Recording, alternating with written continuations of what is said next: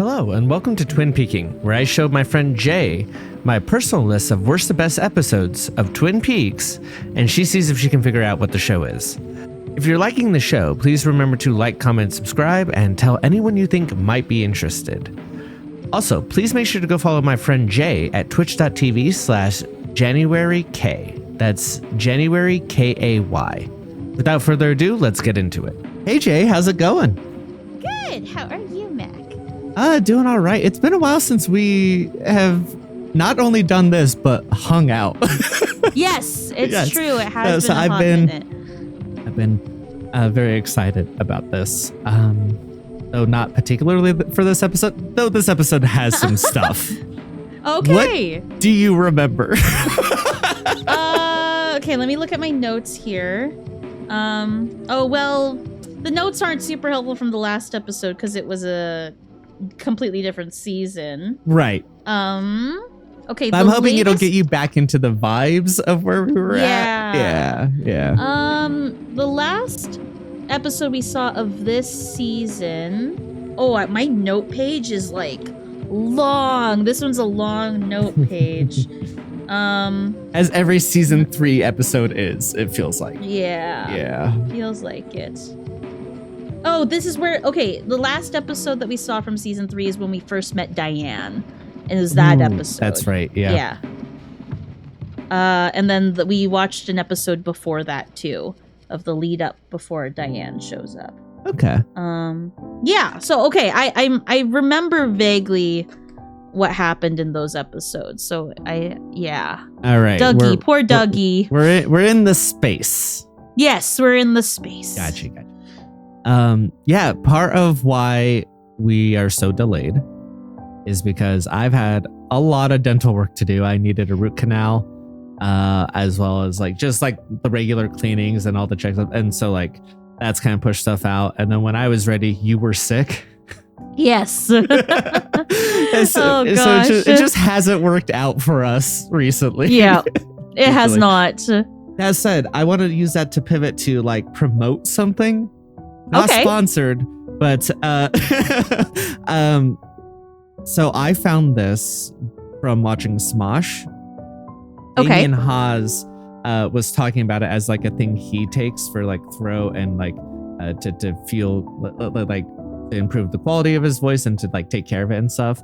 It's called Ninjom. Ninjom. Which is Ninjom. Ninjom. Which is basically just honey and loquat. Okay. And when he was talking about it, I was like, okay, this is a thing he likes, whatever. And I'm gonna try it.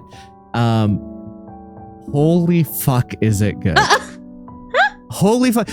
But I feel y'all know me. I can get coughs, I get rest, I have a little bit of I can get sore throat because I snore, that type of thing. Mm-hmm. And this thing will immediately fix it. And really, having a little bit, you can feel it. It reminds me both in taste and also in style of the Ricola. Okay. Cough drops, except it's Ricola. Instant and better. Yeah. Okay. Yeah. Okay. So highly recommended. I'm using this to pivot because you have a cough right now. You're not feeling super great. And so I was like, hey, seriously, it's good. Check it out if you do this type of thing. Okay. I try to take it before I stream or record YouTube stuff, and it has really helped actually. Okay. Yeah. That's good to know. So okay, Ninjom. Yeah. Okay. Yeah. I'll look And into for any that. of you guys watching who deal with throat stuff or do your own recordings and stuff, hey, maybe go check that out. I think it works. Maybe it's placebo, but I feel like it works. Okay, fair enough. Okay, I'll look into it for sure. Ninjom. Yeah. Okay. That's a good enough for a cold open. Is there anything I usually do? You could tell I'm out of practice. Is there anything I usually do at the start here? What do you think is going to happen this episode? I know I've kind of talked around that, oh, there's some stuff in this episode, and I think I'm gonna have to defend my opinion a bit on how high I rated this. Oh, interesting. Okay. Yeah. So where are you at? Like, do you think we're gonna see Bobby? Do you think we're gonna see Shelly? Do you think we're gonna see Donna? Do you think we're gonna? Oh, we've already seen Shelly, Bobby, Donna, Audrey. And I would really like to see Audrey actually. Like, not to give too much away, but this I think is the latest that we'll see in season 3 so far. Yes, this is significantly later into season 3. Yeah, okay. So like I'm hoping that I see Audrey or I would love to see Bobby actually at this point. So yeah, I guess what is your wish list for this episode? What do you want this episode to be? Wish list, I would like to see Audrey, Bobby, Norma with Ed, because we've seen Norma, but we haven't seen Ed yet. So I want to see how their relationship dynamic is now. And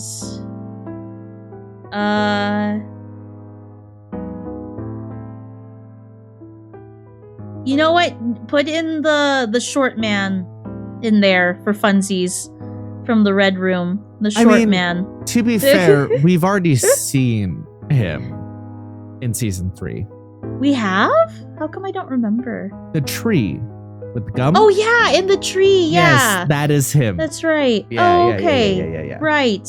Okay, I want to see him in his short man form. Michael Anderson. That's what I want. I feel like I should just cut this off at the head. We're not going to see that form of him because over the years he got really problematic, if I remember correctly, and kind of just like did some bad pivots, and David Lynch was like, they had friction, and so they were like, you know what, you're not in here anymore. Oh my gosh, that's is my funny. Understanding. Yeah. Okay, I see. That's why he's a weird ass tree now, to be clear. Okay. So yeah, there's your heads up. That one's not coming true. I try not to spoil anything. That one is enough. That's super fair. Okay. Yeah. Okay. I'll let that one go. All right. I'm ready. In that case, let's get to it. Alrighty. Yay. Oh, you cut out there. Was that a yay or a yeah? Okay. Yeah. Oh boy. Oh boy is right. My goodness. I personally reaffirmed in that I love this episode. Okay. Yeah. I think this is going to be the controversial one where it's like, oh, no, I'm not wrong. Everyone else is wrong. Oh, interesting. Everyone else is wrong, and I will fight people, except I can't because it involves spoilers. But how do you feel about it? I liked this episode. There's a few standout scenes which we'll get into that I really liked. Yes. But overall vibes, it's a heavy one. That's a dense one. It is a heavy one. Yes. Yeah. Oh boy. Any opening thoughts, or do you just want to jump right in?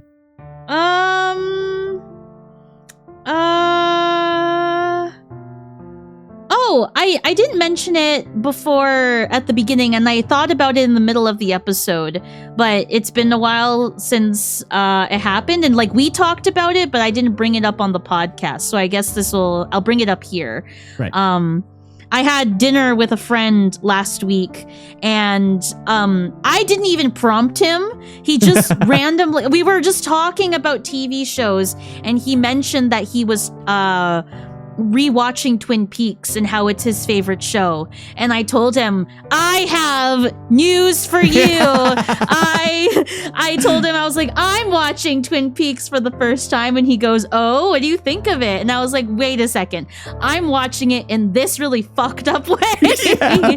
And when I told him, I was like, I'm watching it from my friend's least favorite episode to favorite episode. He bursted out laughing.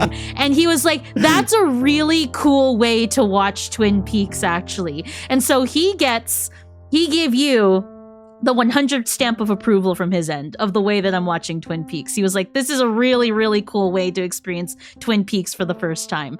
And so I showed him the list of episodes, and he was like, he also said, thank you, Mac, for putting the IMDb ranking next to your ranking so he can see, because he thought that was really interesting. And some of those are really interesting as well. Yeah. And so he was like, you know what? This is like actually a really, really interesting way. And he really appreciates the project that we have here. So I just wanted to bring that up on the podcast and be like, yeah, he likes your ranking and he agrees with it for the most part. He doesn't remember exactly what happens in each episode, but when he saw what was in your top 5, he was like, okay, this makes sense. This is about right. I think there's 2 types of Twin Peaks fans.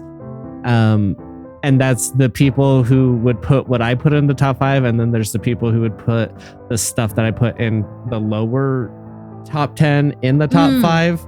Okay. And then my top 5 would sink significantly in some of those. I shouldn't say significantly, but like probably around the mid, like early 10s. Okay. Is my guess.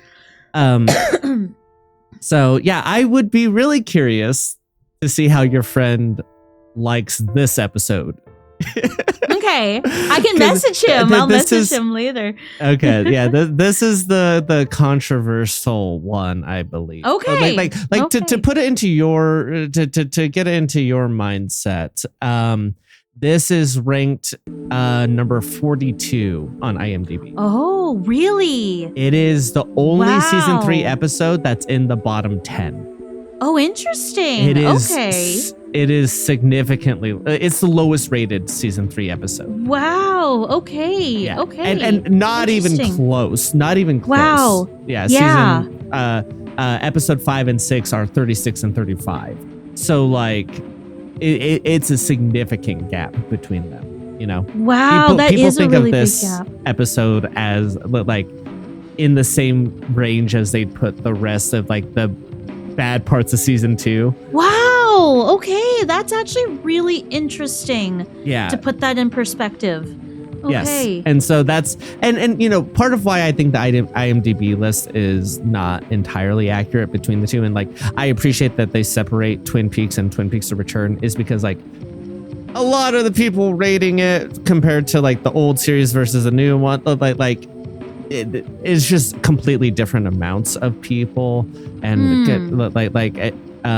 if I remember correctly, like to do the original Twin Peaks ones has like significantly less ratings because it aired in the 90s, right? So right, you know, that factors in, is like the people who are going to go and rate, you know, season 2 stuff are people who have probably already consumed it in a lot of different ways, have that nostalgia built in, have the right, and so that's going to affect the list. It still makes it interesting, but IMDb, to their credit, does separate out season 3 from season 1 and 2.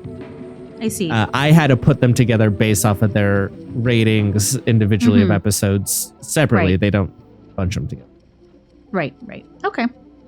That said, that doesn't stop this from being the lowest rated season 3 episode on consensus, and I will fight people about it.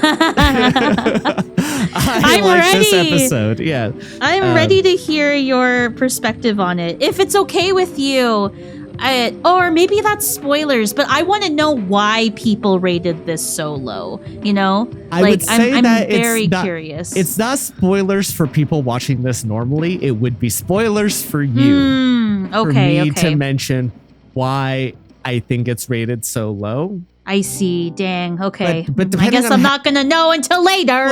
Okay. Let me hear your thoughts on the episode on very specific parts. Okay. And if you have a vibe, then I'll probably just like be like, yeah, this. Okay. Yeah, I'll confirm if it matches up with what I want to talk about. Right. Okay. If that makes sense. Gotcha. Yeah, it makes sense. Yeah. And I'm being super vague because I don't want you to know which part it is, because there's like 3 different parts that it could be in this episode. Which really tells you that this episode's really something, huh?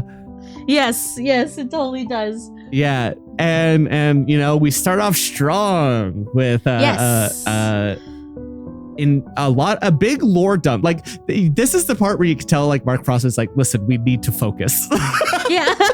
Because he's like, no, we can't go off the rails for this one. We gotta set the stage here. Yeah, well, it's like we're already on episode 12. We need to get some We need to information lock across. in, yeah. So, like, let's have a lore dump from Albert to Tammy Preston, which is our opening scene. Is Tammy Preston being inducted into the Blue Rose Task Force, and like this is so great because it truly just is like.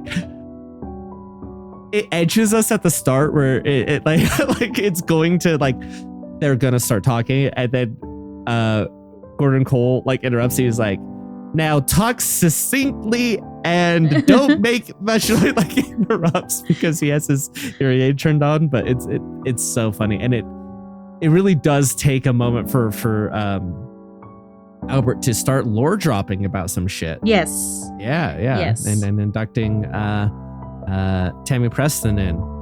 Is there anything about this that stands out to you that you want to highlight, talk about? Yeah. I appreciate the lore dump because sometimes this show is very show not tell, but there comes a point where it's like, what the fuck am I watching? You know what I mean? It's less it's less show don't tell and more like show and keep your fucking mouth shut, and if we tell you anything.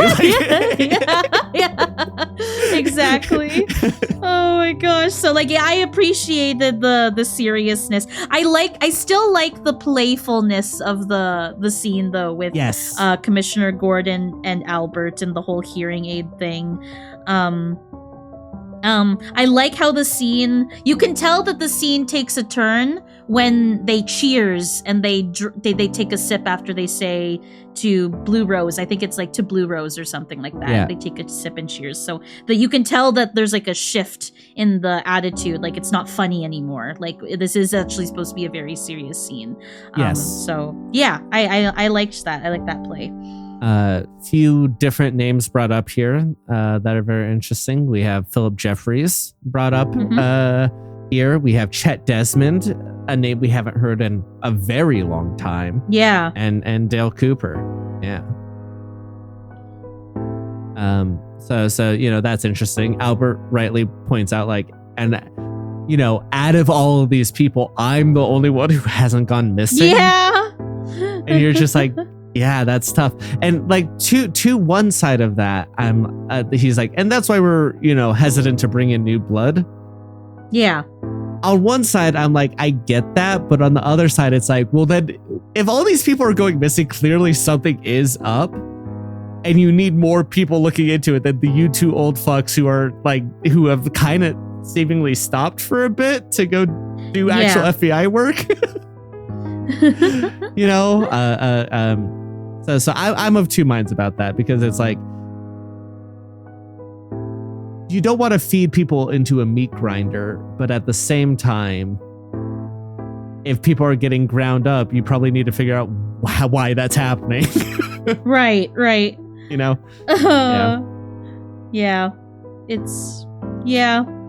Poor Albert. How do you feel about Tammy's accolades?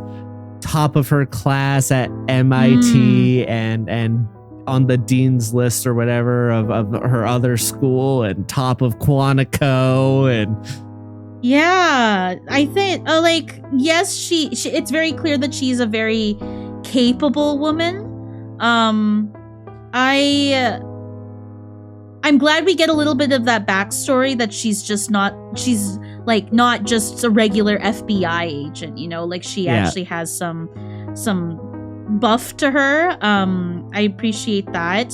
But I kind of got that vibe from her that she's not a regular FBI agent from I think it was season 3, episode 2. I think we meet her for the first time, if I'm remembering right. I don't remember off the top of my head. That might be correct. Yes. Yeah. Very early on, where she shows up. One thing that I wanted to note is when Albert was lord dumping at the top, he was like, the original project, 1974 Project Blue Book or whatever. Yes. He was like, it was the United States looking into aliens. Yes. And stuff like that. And I just thought it was funny because one of my very first theories in Twin Peaks, it was a joke in those first early episodes, was like when you were like, what's Twin Peaks about, Jay? And I said, it's aliens, Mac, it's aliens. And like, it was half a joke, but it's like, oh, it kind of did start off as like an aliens thing. To be with fair this to Project that, Blue Book, Major Briggs there had talked about Blue Book during those early episodes that we were in, and talking about this thing where we highlighted that that's a real thing. Yeah. Project Blue Book was a real thing that they're playing off for fiction. But yeah, at the time, Major Briggs was talking about Project Blue Book as well, and talking about monitoring deep space. Yes. And stuff. So yeah. It's a fun callback to those early episodes. Yeah. I don't care. If I don't know if this is aliens, the books kind of lean some specific ways, and Mark Frost did X-Files, so right. There's a thumb on the scale there. Mm-hmm. What I love about this is that it doesn't matter. Yes. Functionally. Yeah. The difference between supernatural and aliens is 0 in this show. Yeah. Right. Right.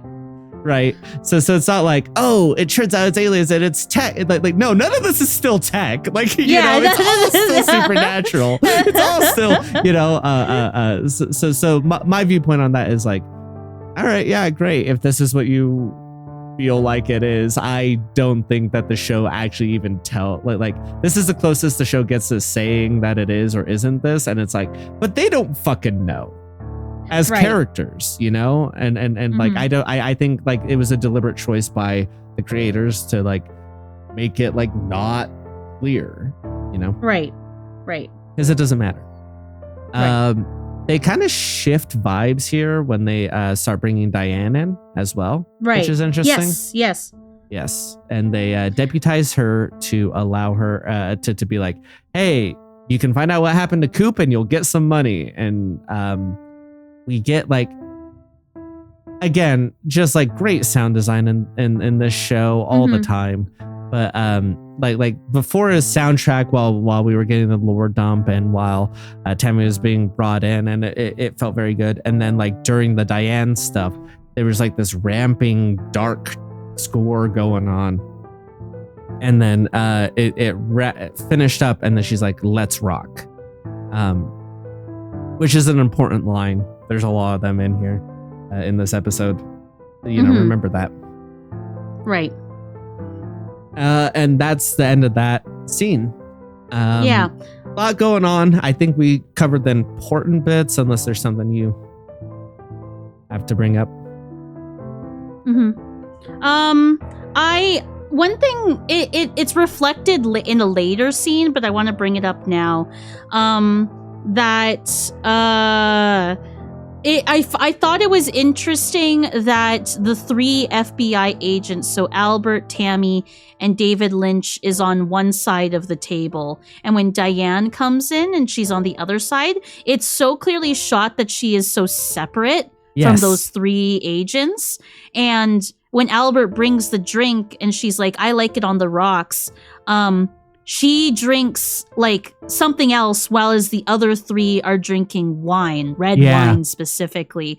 And I just thought that was an interesting, I was like, oh, she's an outsider in this group. But that is reflected in a later scene where it's confirmed to me. And I thought, I caught on to that on this scene, and then it's confirmed in a later scene that that's how they treat her. And so I really liked that framing. I thought that was really interesting. Hard agree there. Also, I think importantly is that they brought up that that wine is stocked from Gordon's personal stash essentially, or like what he brought along, and she's not getting that. Right. That's true. Yeah. Yeah. I was actually going to call back to this when we got to the scene later that confirms it, but you calling it out here immediately like allows us to talk about it a little bit more. Yeah, it's absolutely again, masterful filmmaking in conveying stuff like that, you know. Yeah, and speaking of masterful filmmaking, we get these gorgeous shots of the wild the landscape of Washington, and then we have Jerry Horn run out of the woods, fall down, and get back up. What's the deep implications of this scene, Jay? Let's dig into it. What's this about? What are the thematic? Oh man, it's so short. It's so funny. Oh my god. Like one thing about Twin Peaks, like it happens in like the earlier seasons where there's like these little silly moments, but season 3 does a good job of playing into the silliness and the ridiculousness of it. And so I appreciate that. And it's like Twin Peaks is such a... What do you mean? What am I trying to say? Like, Twin Peaks commands a certain level of attention and seriousness from the audience to take it seriously. Yeah. You know what I mean? Like, when I watch, for example, like 911, which is like my favorite show, there's a certain vibe of 911 where like I don't have to take it serious. Yes, like there are serious moments in 911 where I have to pay attention and look and see what's going on with the character development and stuff. But like the show doesn't command respect from its audience kind of deal. Like I'm able to poke fun of 911. I'm able to poke at the showrunners and the writing and all that kind of stuff. Whereas Twin Peaks, there's a certain aura, and the way that it's written and shot is that it commands that respect from the audience. And so the audience is kind of trained to take Twin Peaks so seriously. But then Twin Peaks is like, ha, JK, here's Jerry Horn running out of the woods, tripping and falling, and that's the scene. And it's just, you got to take that scene for its face value and kind of like, you know, I like it. I just like it so much. It's just, I love that about Twin Peaks so far. It's little wonder that this show is so big in Japan, because the way that Twin Peaks blends tones is not something you see in a lot of Western media, I feel like, because even when Western media can do like serious and comedic, they rarely like do like blend them simultaneously, or rarely blend them like the way that this does. Well, you get that a lot from like you know, a lot of Eastern media is like they are not married to tone. Tone is a tool, right. And so like it's a little wonder that it's so big out there. In addition to that, like, yes, this scene is comedic, but I think the important part, and like we really get that throughout this episode, is that like in the timing and the pacing and the way all of it's kind of keeps you off kilter at all points in this episode. Yes. Where like we get kind of a long lore dump, and it's very serious. Like even if it's like warm and lighthearted at the start, like it's still serious, right? Right. And then we get this Jerry thing, and it's funny, and it's also extremely short, while we get like extremely long scenes like Gordon with the woman and the Audrey scene that we'll get to later are so long. And so it reminds me of like the writing exercise where like it really tells you to like mix up your sentence structures of like do short and then do long, and do like you don't want the same repetition. They're doing that with scenes, right? And they're mixing it up and then using tone on top of that to really keep you off balance the entire episode in a way I like. Right. Yeah. So like, yes, this scene's funny, and it's a nice little snapshot into, you know, where Jerry is at, and seeing another a character and following them. Well, I think it serves a bigger structural purpose in the episode. Okay. I see. Gotcha. Yeah. Yeah, just from like a technical side. Yeah, fair enough. because I also think that it's important to have this here because otherwise you have the Let's Rock scene followed up by Sarah Palmer shopping. And that's a tough opening to an episode. That is a tough opening. Yeah. That's pretty heavy. That's a heavy one. Yeah. Oh boy. Okay, should we talk about that? Yeah. I'll let you talk about it because I really want to hear how you felt and were thinking throughout. Like this is one of those scenes, you know, where you're just like, yeah. I need to hear how the person watching it is unraveling this in their head right now. Yeah. Okay. Oh my God. To back up a little bit, in case you're watching this in a fucked up order of our podcast, I mentioned it in a previous episode when Sarah Palmer first shows up. I'm like, wow, that is a haunted woman. Yes. Like, her daughter was murdered by her husband, and her husband is now dead because of, you know, just like the whole sequence of Leland in a previous season. Yeah. And so, like, there's something, I think there's a greater commentary, and I don't remember if we touched upon this in that episode when Sarah Palmer first shows up, but like there is a certain like oftentimes women or spouses that are left behind by family violence, you know, like the woman survivor trope of like something like tragic in their family happening. Oftentimes these women are forgotten. Like, you know, it's like, oh, condolences, like I'm so sorry that this happened, but then there's really like no support network for those women usually. Like those women usually have to go and seek it out for themselves. Like they're not usually checked up upon. Like the families that are victims of extreme violence are usually not really checked upon after the fact, like 6 months after, 18 months after, you know. And so like there is, I imagine, and it's not shown in the show, but it's heavily implied that like after the events of, you know, Dale Cooper going missing, it's like, what happens to Sarah afterwards? Like, is anyone checking up on her? Is anyone making sure that she's okay? And so that first scene where you first see Sarah in season 3 is such a haunting and sad scene. And like on top of that, like she's watching like that it's like a gory animal show. Yeah, on she's top of watching that. Like, the lion eat the wildebeest. Yeah.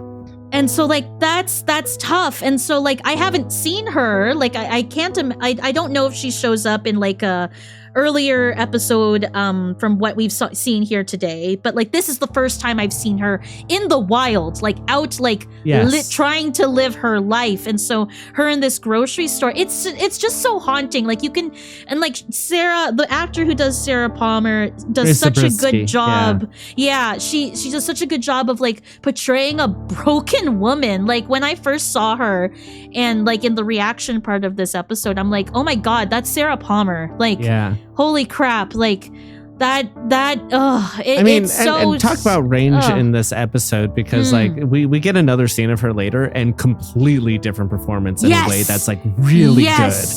Like just all the flowers for Grace Zabriskie, like just so good. So good. But, like this scene is deeply upsetting. Like just watching her load up on Bloody Marys is already like a little bit like, oh, this sucks. Tough. And like you're watching the calcification of grief in a person. Yeah. Right? Yes. And like that's difficult. Yeah. You know? Exactly. And then it just continues to unfold. It gets worse and worse. It just worse. gets worse and worse in that scene. Yeah. So awful. Oh my gosh. So yeah, she loads up her cart. She asks the cashier. I got the names of the cashier, Victoria and Oscar. Yes. Victoria. Yes. Which, okay, I talked about this during the reaction part. I love their performances because they are like so naturalistic to it, to whatever this is. Like this is like heightened Twin Peaks stuff, and then they're just like people who are working a grocery store, like legit, and like they act like initially like Oscar is so quiet throughout that entire scene that like he gives vibe of extra who's not allowed to talk. because they're gonna, yes. they need to pay. Yes. And same with Victoria. That's her name. Yeah. Yeah. Yeah, that's her name, Victoria. Like same with her first interaction with Sarah Palmer is like Sarah Palmer's doing this, and then like she doesn't say anything. She just kind of has emotion, like how extras do when they're not allowed to talk. Yeah. Of like, yeah. I'm in this scene and prompting the main or the actual talking characters to speak up, but no, Yeah. she does talk. They had to pay Yeah. the actual talking rates for both of these actors. They just didn't like they just didn't, which I love. It's so good. Oh, so Absolutely I love wonderful. them. Yeah. Oh my gosh.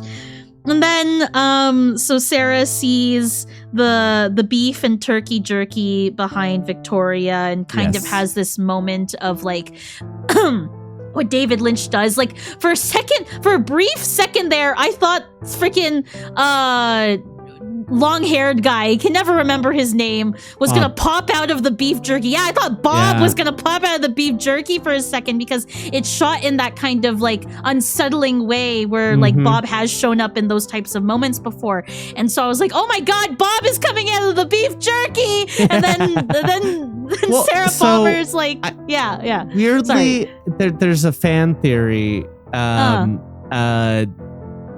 Fan theory clues depends on how you view it. I kind of a little bit buy into it. I think the fact that it's turkey jerky is important for reasons you don't know yet. Okay. You would know if you're watching it normally, but all right. Okay. I think the fact that it's turkey jerky does matter. Okay. Yeah. Good to know. So yeah. There's a lot of that in this episode. Yeah, like I there's a keep telling lot you, of being that. like, hey, you don't have the tools for this, but I need you to remember this. You don't know how to interpret this yet because you don't have the information to do that, but you do need to know this. Great. is a repeating refrain in this episode. Love that. Yeah. Love that. But Okay. also her asking, is it smoked? Also important. Yes. But yes. is like haunting as well, you know? Like you're like, yikes. Yeah. And then Sarah Palmer kind of goes a little bit off the rocker. She starts going crazy. She says the men are coming. I don't remember exactly what she says, but I remember that line specifically. Yeah, of, like, she's the men like, are coming. Things can happen. It happened to me. It happened to me. The Men are coming. Yeah. Yeah. And then she question mark starts being like, Sarah, stop this. Sarah, grab the keys, get out of here. Yeah. And is very angry at her own outburst. Yes. Which is interesting. Very interesting. Victoria's like, okay, what the fuck? But like, yeah, it's retail. Like, sure. Yeah.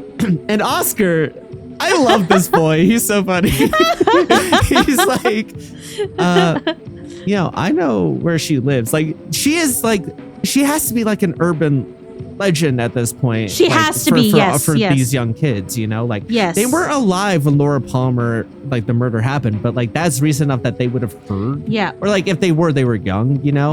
And then that's probably like the house, like, especially when we see it later, that's like the house that people probably did dares on for Halloween. Yeah, exactly. The house.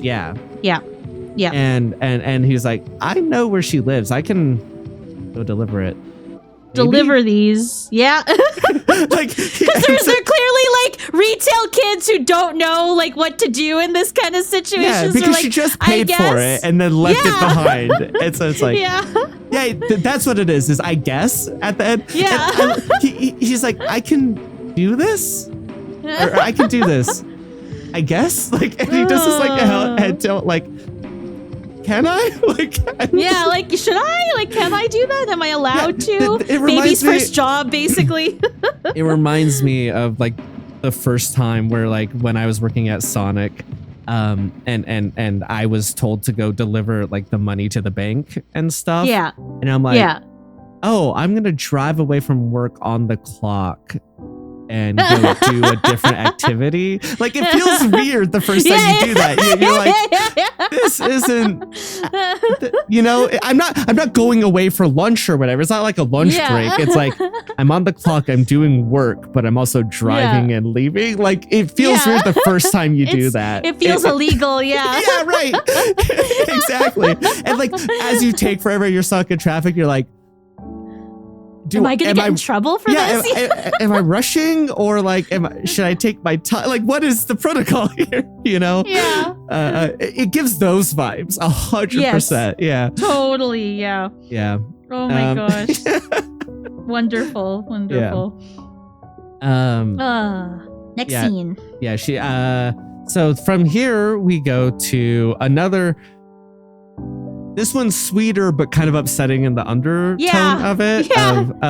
We're at the trailer park, and this guy's walking along, and please correct me if I'm wrong, but I'm like 90% sure that is the actual owner of the trailer park.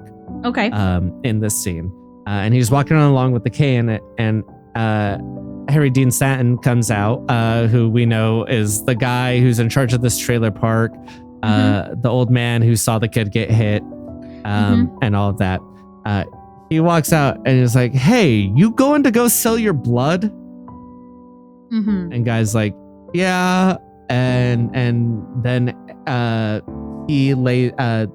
Harry Dean Stanton, I can't remember the actual character's name right now, lays out like, "Well, didn't you fix this for this other person? Did you get paid for that?" And he's like, "No." And he's like, "Aren't you doing lawn care for a lot of these people? Are you getting paid for that either?" He's like, "No."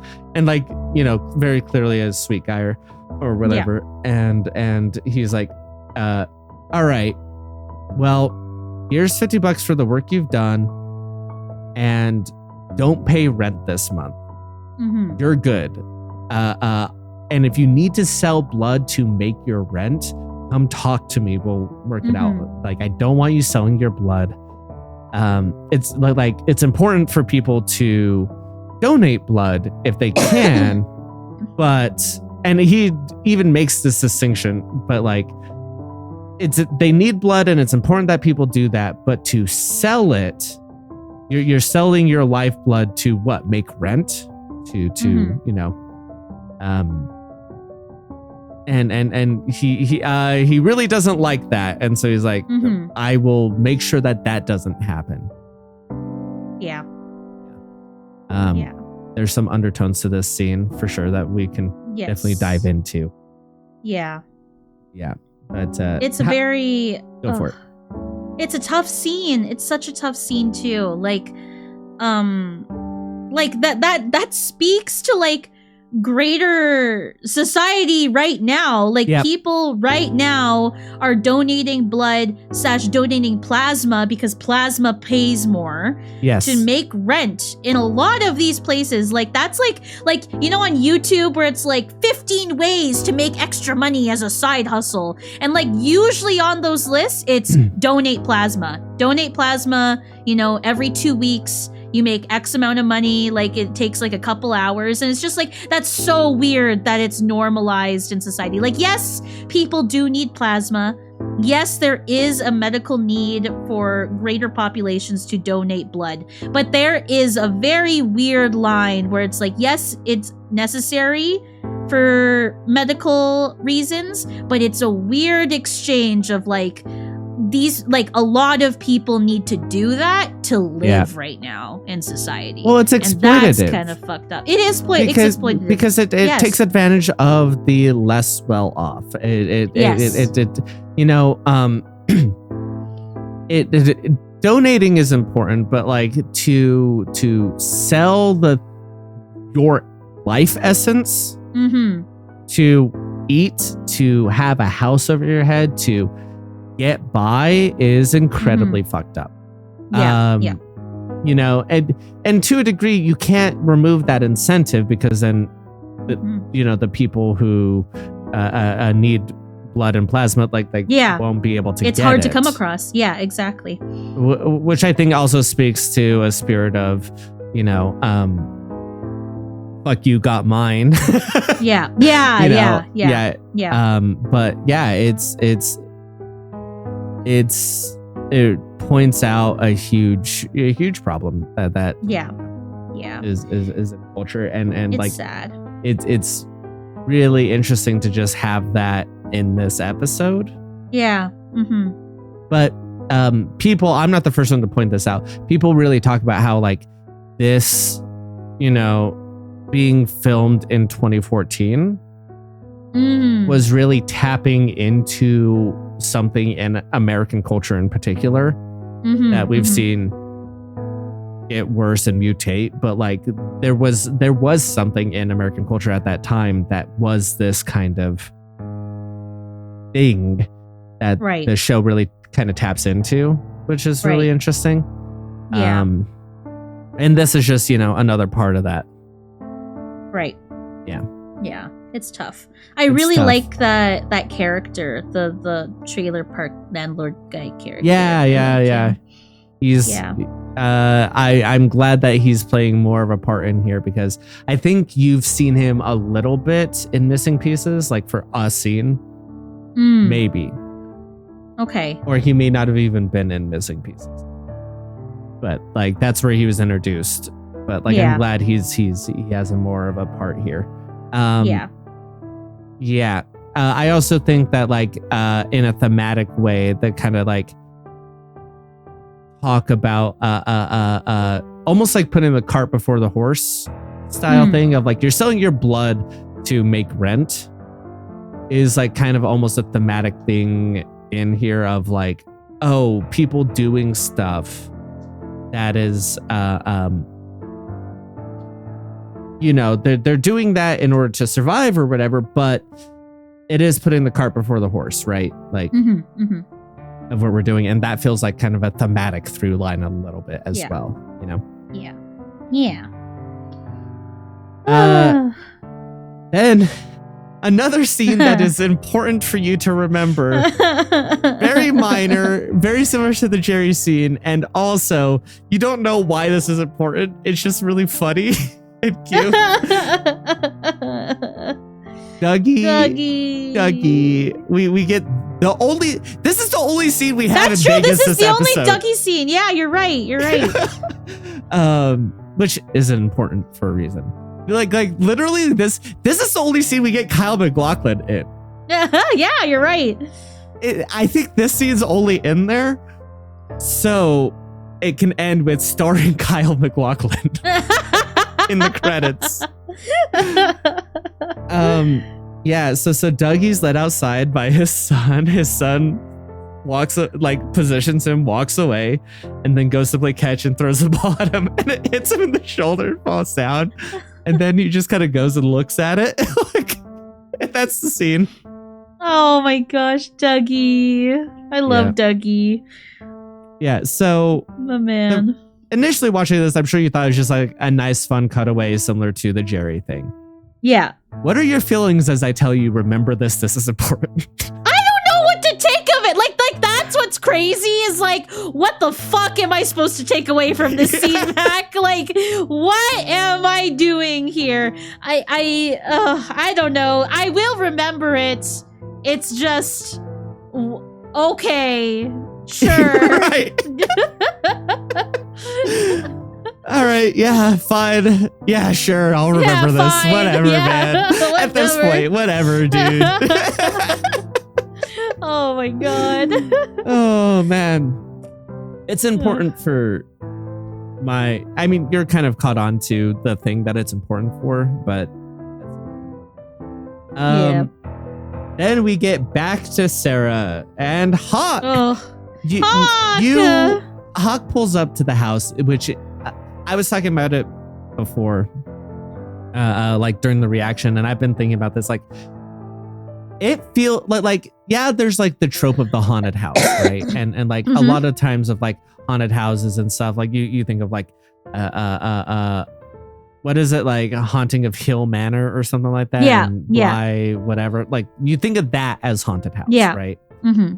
The way that like this feels like a haunted house, but in a real way, like this could exist somewhere, that could exist in somewhere.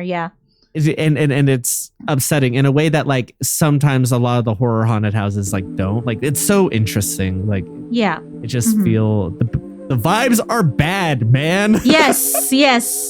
Yes, not great vibes. Like the grass is more like gray It's and like dead dying, in front of. Yeah, yeah. it's like dying. The tree in the front is not kept. The bushes that were in front of the house are not kept up. Like they were trimmed before, but they're not anymore. Like they're overgrown. The house is like dirty looking. Like it I hasn't think been that's power the big washed. one. Is like that. it to be fair, something about David Lynch makes him able to do this even when the house looks nice, because we've seen in the original show the house looking nice and upkept and it still feels bad. Yeah. It still feels like a bad place to be. You know? So, you know, but like, yeah, truly seeing it in like modern, you're like, oh no. Yeah. Yeah. That said, that wasn't your vibe as the scene started. Your vibe, Hawk walks out of the car and you're like, yes, Hawk. Oh, I'm so happy he's in the show so much. Yeah. Which, you know, no arguments here. I fully agree with you. Yeah. So Hawk walks up to and knocks. Before that happens, we get some great. Again, I don't know how it makes it scary and horror, but it does. We get these great shots of like from the outside. We are looking up into the second floor window, and we see the fan going in one of the rooms, and it's like deeply unnerving. Yes, it is. Yeah.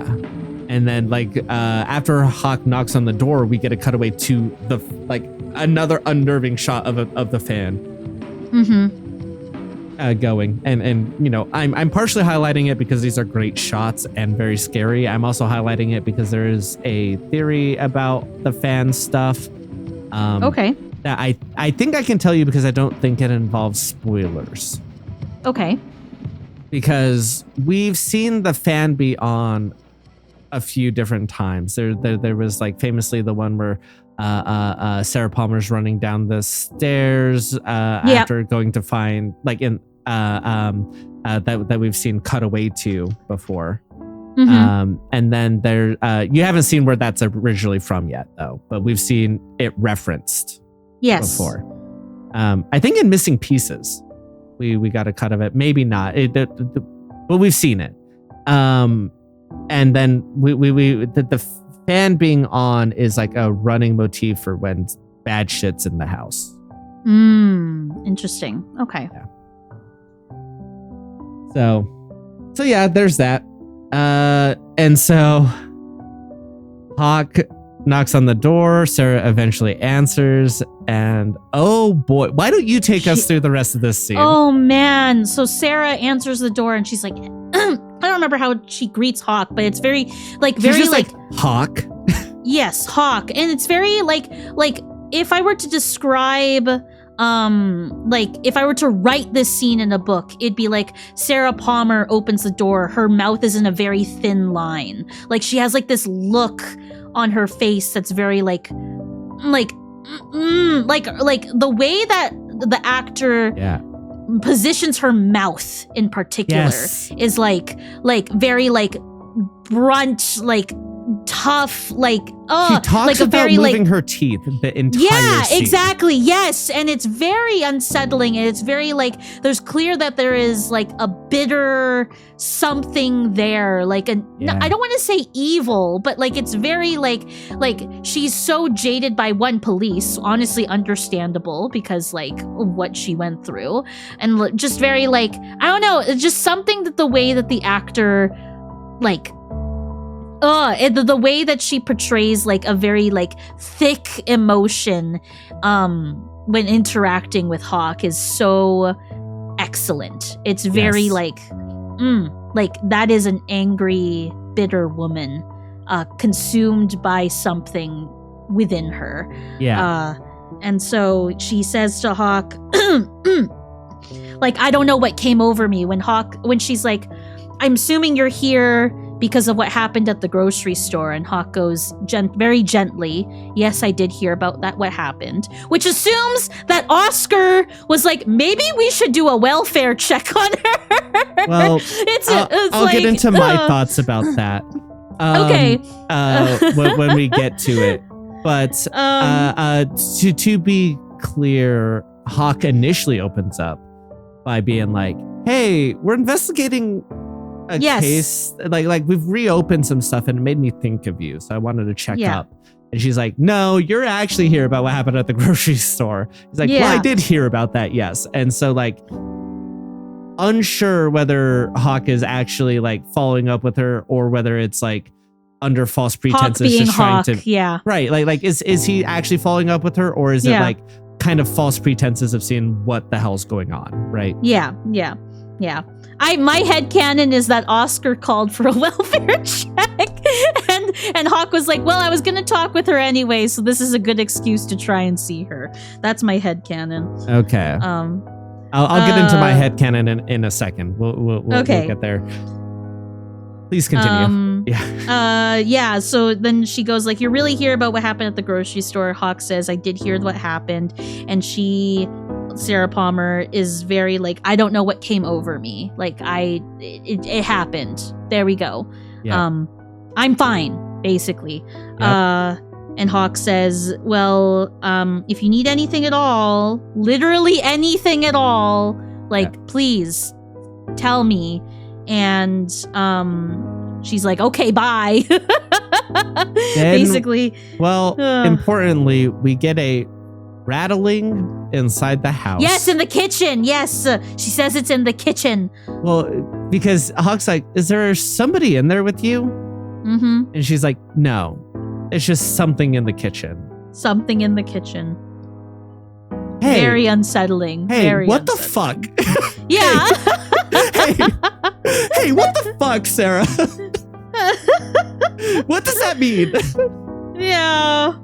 I have a theory about that. But the fact that I'm saying I have a theory means that it is not ever confirmed what the fuck this is going on here. I think that's Oscar. Oh. I think that's Oscar. And the implications for that for will be saved for later. But I think that is Oscar who's come to deliver the groceries. Oh, interesting. Yeah. Okay, I see why your headcanon is different from my headcanon. Yes. Okay. Yes. Interesting. I think Victoria could have called in the welfare check. That's true, the welfare check, yeah. There were more than one person who saw her have a meltdown. But no, that I think that's Oscar, and particularly if Oscar hasn't come back to work yet, you know, might need a follow up there. Okay. Yeah. All right. Either way, very upsetting scene. Very upsetting scene. Yes. Particularly in conjunction with the last one, where Sarah like completely different performances, and she's having her meltdown or whatever, and as she's having it, like she is talking to herself, being like, "No, you're going to leave. You need to stop this. Grab the keys." Yeah. We can see her getting angry at herself. Yeah. Which could lead to where she's at in this scene, you know? Yeah. Totally. Oh boy. Okay. So then we get to a much more upbeat scene where we get a shot of the hospital. Which I think the opening shot that like zooms in, I think that's a photo and it's zooming in. Oh, okay. I think it's stationary. Like, I don't think it's an actual which is weird. Interesting. Okay. Yeah. And so then we're at the hospital, and this is where we see Miriam, yeah? Yes. Yeah. And that's that way to make us feel better after the Sarah scene. Then we get Diane at the bar. Yay, Diane! Just a lot of cuts, a lot of like short scenes and long scenes kind of stitched together. Yes. Diane here is at the bar, and she texts, or she gets a text from someone that says Las Vegas ? And she goes out of her way to do full exclamation or like full capitalization. And she was like, they haven't asked yet. Yes. So that's something. Yep. Before you get the confirmation that Diane's been watched by Gordon and Albert, how's this? Yeah, like I was suspicious of Diane, but like in a different sense of like she's jaded by the FBI kind of deal. Like she doesn't trust the FBI, which I understand from that perspective. But this text message was like interesting of like, oh, you know, like who is she texting? What is she conspiring with? Like that kind of like, I don't know what to think of it kind of yet. But like I knew Diane was a bit of a more suspicious character. It's just like I didn't know where it like was, what direction it was going to come from. Right. So, yeah. So yeah. Yeah, that's it for that part of the scene, right? Yes. Yeah, and so then we get Ben at his desk with and he's told that Truman needs to talk to him. And Frank Truman comes through, and just another hammer to the gut that this episode is of Frank getting into everything that Richard Horton has done recently, some of which is new information to you. Yes. But I mean, you could have pieced it together pretty easily, I feel like. Yeah. I think once you saw Miriam fucked up, you could probably guess what happened to her. Yeah. But yeah, Richard is running amok. They confirm that they figured out that he's the one who killed the young child in that hit and run that we saw. And then apparently tried to murder Miriam as a witness to that. Yep. And they're going through this, and Ben's just like, Jesus Christ. Like he seems exhausted by this. Like I feel like his reaction could come off as weird, of like whether it's not caring or whether it's whatever, but like sometimes when you have a person like this in your family, yes, you it's just like, oh fuck, it's another thing to add to the list. Like and they're all getting worse, but you kind of like expected it to reach this point eventually. Totally. Is the vibe. And so he's just like, and I think to a degree, and I think maybe I'm reading into this, it can kind of feel like it's not like a guilt thing, but like kind of like sins coming home to roost of like all the shit he's done. And now that he's trying to be a better person, and, you know, maybe is or isn't, depending on how you view it. And now having this grandson who's doing like, I don't know about worse things, because, you know, Ben was involved in like sex trafficking. Yeah. So like, but doing at least as bad. Right. Minimum, and having that like just pop back up can feel like a punishment. For the life you lived before. Yeah. Even though those things are at least might be somewhat unrelated. You know, sometimes it just happens. But that doesn't stop it feeling like a punishment. And like that's how it comes off to me a little bit too, is he's just like, that's fair. Yeah. I think that particularly comes up at the end of the scene after Harry leaves, and Frank leaves. I'm not trying to brush past that, because I would like to delve into a little bit of their conversation. But like when he talks about the bike and stuff, like that's where it really reads to me as like, not necessarily guilt, but like punishment for how he lived his life before, you know? Yeah. But we'll get to that. But because before that, as he's involved, being informed of all these crimes, Truman, like not subtly, is like, and she doesn't have. She's a nursery school teacher. She doesn't have insurance, and she needs a surgery. And Ben's like, "Yeah, listen, I got it. Don't worry, I got it, bro." Okay. like he's like, "Yeah, no worries." Like it kind of is a little bit funny in a weird way, but like. In addition, this goes into that running theme, secondarily of like the privatization of healthcare and like man selling his blood, and now we have somebody who's a nursery school teacher who got assaulted by someone and doesn't have the healthcare and needs a surgery and can't afford it. You know, we have another instance of this a little bit later, I believe, with Dr. Amp and the tirade he goes on. You know, so that's also a running theme throughout this episode. A lot of healthcare themes in this episode. Healthcare, economy, like the entire like corporations out to fuck you. So yeah, that's tough. And then as they kind of wrap that up, and Ben's like, listen, I've lost contact with him since I stopped giving him money. Like so, but if I hear anything, I'll let you know. And then they're like, oh, by the way, we just got this key back. And I think this was Dale Cooper's room. We haven't had keys like this in 20 years. Do you think Harry would want this? Like after he like establishes that they're talking and Harry's aware of all this, and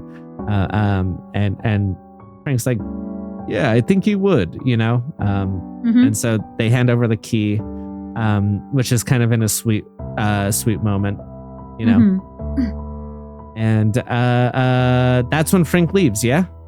Yes. Anything about this portion? Yeah. Thank you. Yeah, I would like to, like, the way Ben carries himself is, like, first of all, I love the way that Ben's actor acts this scene. I think he does such a good job of that. And, like, let's say in a different universe that Ben doesn't have, like, that turnaround of, like, I'm gonna be a good person from now on. Like, there's a universe where this scene then doesn't exist, right? Because I can't imagine, like, especially the scene with the key in particular. Like, I can't imagine if Ben Horne is an asshole version of himself. That scene does not exist in particular. I fully agree with that. Yeah. And so, like, the whole turning of Ben Horne, like, it makes me realize, I feel like, and especially when he talks about like his dad, you know, in the later scene of like, I think Ben is meant to be a good person. Like it reflects in like the later scenes, like in not scenes, in earlier seasons, like Ben is clearly supposed to be like the asshole, like I'm a rich guy, blah blah blah blah blah, asshole, blah blah blah blah blah. But there's like a level of Ben Horne and like his fight against Catherine in those earlier seasons where there's like, you get like the I know we've talked about this in a previous episode, but like I personally wasn't surprised that Ben wanted to be a good person after everything that he went through, you know? Right. And like there's a conversation that we had where some people in the Twin Peaks fandom didn't really buy Ben Horne wanting to be, like, it came off like, is he faking it? You know, like people still thought that at this point as well. Interesting. Cause like I never, and maybe it's the way because of the way I'm watching it, but I never got that vibe from Ben Horne of is he faking it? Like I felt like the turn of him turning into a good person was genuine. And this scene, I feel like Ben, the way that the actor portrays it is like, you can tell that he is still haunted by the bad things that he has done. Yes. But he is actively choosing to be a good person. Like he's actively like, this is what I want to do, is I want to be a good person. And the thing that clued me into that in this scene is at the desk when he shows Truman the key, he says, do you think you could pass this key to Harry? Do you think he'll like it? And Harry says, yes, I think he would. And then there's like a pause, and then Ben goes, he says another line, but then he asks for reassurance. Do you think that he would like this? And Truman again reaffirms, yes, I really do think Harry would appreciate this. And it's that second guessing of a thoughtful gift. Like you can tell that Ben is like, is this going to open a wound for Harry? Exactly. Is Harry actually going to appreciate this? Like, I want confirmation from his brother, who probably knows him best. Is Harry actually going to appreciate this token from me? Or is this going to open up a wound and it comes off really slimy? And it's Ben actively choosing to ask again for that reassurance that, like, no, Ben is actively choosing to be a good person in this. He is continuously, 20 years later, still trying to be a good person. I really like that scene a lot. I think that there's actually two parts to this too that I really want to highlight about it, is that like the secondary asking is also like it's him aware of his own nature, because we still see that pop up later in this scene, but like of like the patterns that he's done before, and like it feels like there's a difference between people who have generally, I shouldn't say always been good, everyone has their hangs up and faults, but like people who don't really struggle with like negative impulses, and like people who like have been good their entire lives or never dabbled in anything like that. And where like I think there would be a self-assurance there of like, oh, here's a nice thing, here's this, and you don't second guess it. I think him second guessing it and stuff is him like it's showing that he's still like not like it's not second nature to him. It is yes. He's like, cool, I need the reassurance, not need reassurance, but like need a secondary opinion about whether this is the correct thing to do, about stuff like that. That I show like it is an active effort. It's not like if Ben was always a good guy, like I think that could easily be like, oh yeah, by the way, here's this, and then that's done.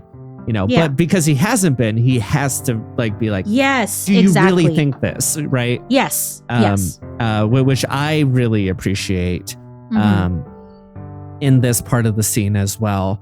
In addition to that, I think that like if he was faking it, because like I do see the arguments for that a little bit in the initial part of season 2.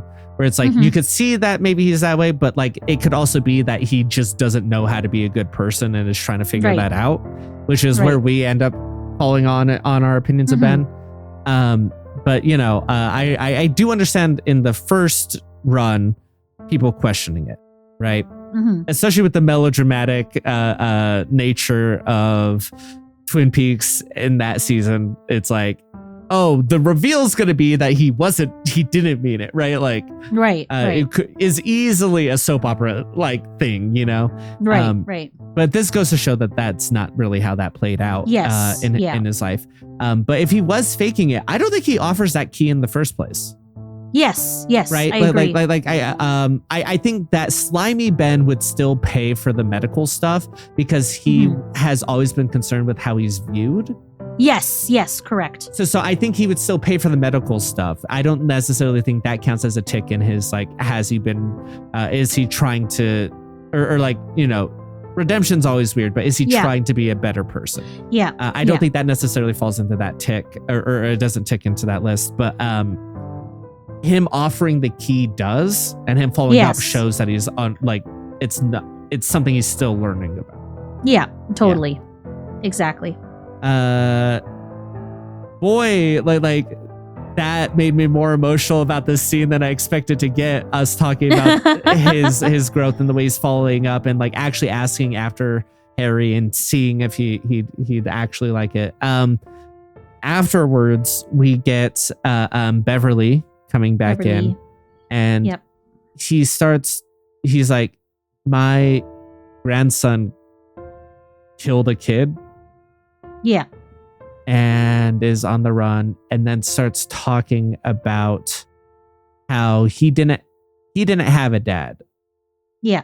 And then he starts talking about his bike that his dad got him and that he loved to ride, and starts to go on the diatribe. And, you know, great acting from Beverly, who's just listening, because you could see her getting invested in, like, showing a care for this man. Mm-hmm. Just listening to him talk about it and reminisce in a way that I feel personally seen by, because, like, this is how I talk a lot. I'm very much a Ben in this situation. Not I haven't done sex trafficking and I'm trying to redeem myself from it. Just to be clear.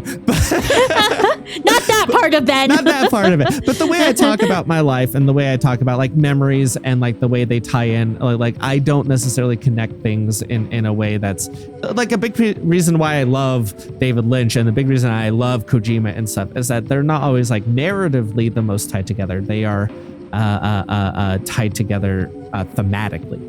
Yeah. And that's kind of like how I communicate to people, is like, Yeah. you know, like when I've told you, like, stories and stuff like that, I'm very much like this. Yes, Right? that's so true. It's like I tell this story and then I, like, talk about something else, but they are tied together. It's just the way my brain works. And so he talks about this bike that he loved and that his dad got him, and how he'd go out with friends riding it, and it was tough to ride, but he did love that bike. He's like, Miriam's been assaulted by my grandson as well, and we're gonna pay. And I think this is the part that really shows that, like, Ben is still Ben who he is and is struggling against that, you know, because he's like, Miriam, I don't even know her last, or, like, I don't even remember her last name, but they'll know who you're talking about. Like, that really goes to show that, like, Ben is still Ben. Yeah. But he is actively trying to be a good person, which I think is honestly more important. Mm-hmm. But yeah, so there's that. Good scene. Yeah, and so, like, and I also love Beverly, like, locking in when he, like, switches to actually, like, hey, Like business follow up. Ben. Yeah. And then when she walks away, he repeats, and I loved my bike. I loved my bike that my father got for me. And like, there's, like, such a weight to that, especially in context of the themes of this episode of, like, people who have and have not. And he's somebody who grew up with have and then went on the path that he did, you know, is part of it. But also, I think that, like, he's reckoning with his responsibility to Richard and the ways that failed. Yeah. And a question mark of if he is part of the problem is because he didn't know how to be a good father, and so didn't step in as the father for Richard. Yeah. You know, in addition to just, like, sometimes when you reminisce about stuff like that and you're thinking about it, you're like, that is emblematic of where I'm at in my life as a whole. Right. Like, he has this place because his dad built it for him first. Right. We saw that scene of reminiscent. Like, it was one of the emotional scenes in an episode that we wasn't really emotional because it was in the bad part of season 2, but we both, like, were like, oh, him reminiscing and playing it and watching it and all of that. Like, you know, so we saw that his father built this thing for him. And he's like, I haven't built anything for anyone who's coming after me. Yeah. A little bit, you know? Yeah. Man, a good scene. But there's so many of them in this episode. Yes. Oh, God. Oh, man. Okay, so then we get I divided that scene into 2 different parts of Ben and Truman and then Richard No Father. So then after that, we have Gordon with Lady. This is one of the scenes I do have to defend. I know for a fact that this is a scene I have to defend from people who don't like this episode. Okay. And I can talk about why I need to defend it. or Okay. like, without getting into a ton of spoilers, I don't think. Okay. Okay. So Gordon is with this beautiful young French lady. Yep. They're clearly flirting, and whatever Gordon has going on, I need some of that. Like, just give me a little bit of that, you know, because like I'm 31 and I can't pull at all, let alone, you know, being hit. But you know, if I looked and acted like David Lynch, I think I could too, you know. Okay, fair enough. Fair enough. Yeah. I think we need to talk a little bit meta here. Okay. Some people have highlighted, and I think this is an important thing to talk about, is that he is like the writer director of the show. Yeah. And that he has a history of like casting these beautiful women. And we saw the scene in season 2 where he kisses Shelley, right? Yes. Yeah. And we have stuff like this, and there is a question of like power balance and writing this in for yourself and stuff like that. And some people read this as like just a fun quirk of David Lynch that like or like that's how he views it, or like they are trying to excuse it. I don't read this scene as a positive for Gordon Cole. Okay. I read this scene, and I think it's intentionally this way because we get all of the cuts to Albert, that this is a negative aspect of Gordon Cole, and if anything is kind of a reckoning, because all of season 3 is a little bit of a reckoning of David Lynch's work and a reflection on all of his work, right? Because there's like references to all of it throughout it, and it kind of in conversation with that, which is part of why I love it, right? Right. I think that this is his own self-criticism of a thing that he knows he does and continues to do, but like, or well, doesn't, he's dead now, but like did continue to do. And I think it's kind of like a in-between reckoning of that, of like, yes, I know this is an issue, right? I do get the criticism of this type of thing, though. That said, you know, the woman who played Beverly in the last scene was like basically blacklisted from Hollywood because she didn't do stuff with Harvey Weinstein. Oh, interesting. And she got blacklisted from Hollywood, right? Oh my God. Okay. She's involved in this, and you get a lot of people saying that they had like people love David Lynch, and not just like, you know, us over here, but people who worked with him always say it was like a super safe environment. Like he really cared about that type of thing, wanted to make sure everyone was comfortable.